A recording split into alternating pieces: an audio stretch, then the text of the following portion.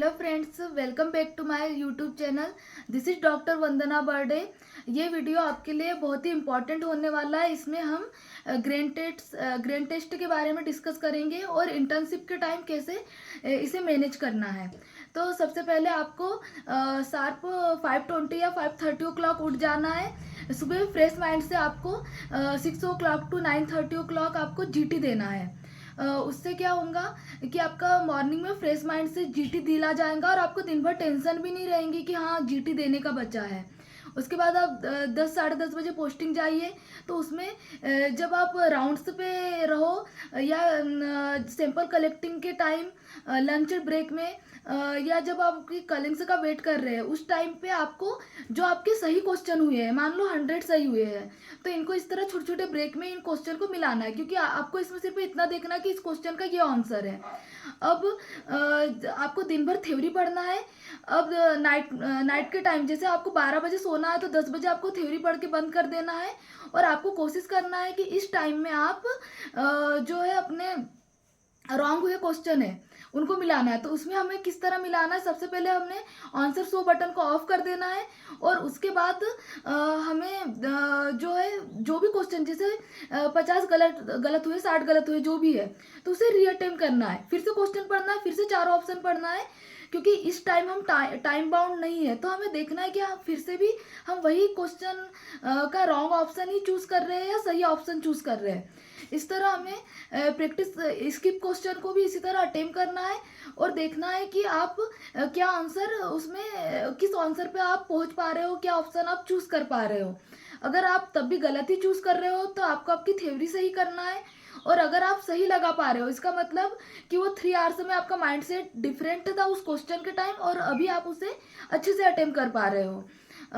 तो ये हुआ ग्रेन टेस्ट का। ग्रेन टेस्ट देना जितना इम्पोर्टेंट है उससे कई गुना ज़्यादा इम्पोर्टेंट है उसे मिलाना। अगर आपका फ्रेंड सर्कल है तो आप दोनों एक ही टेस्ट दे सकते हो और साथ में मिलकर मिला सकते हो।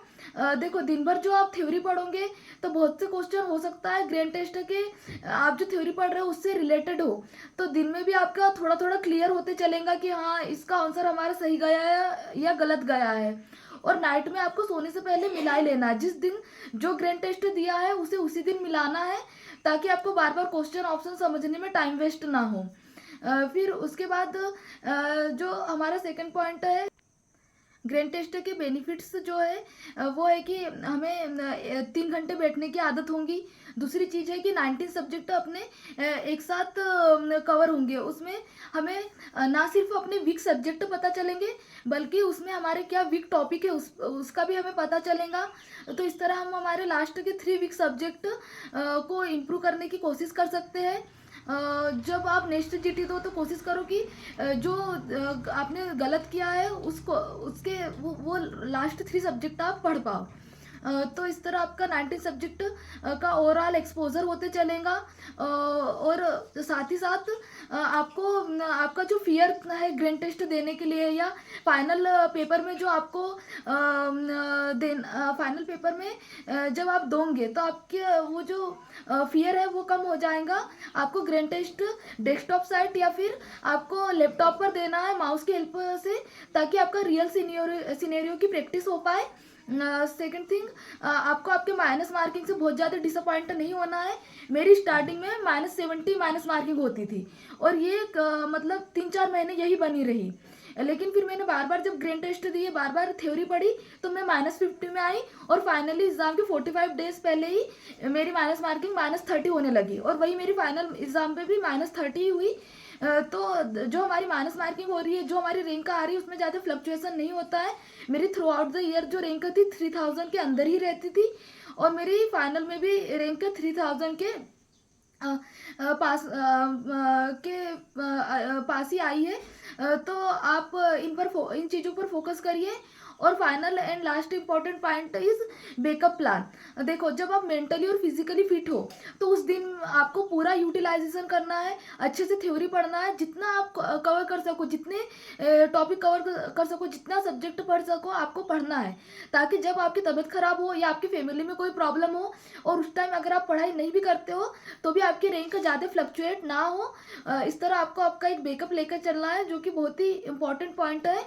और लास्ट इम्पॉर्टेंट पॉइंट, इस बार जो नीट पीजी 2024 था वो 2 शिफ्ट में हुआ था, तो चांसेस है कि आपके नेक्स्ट पेपर भी 2 शिफ्ट में हो।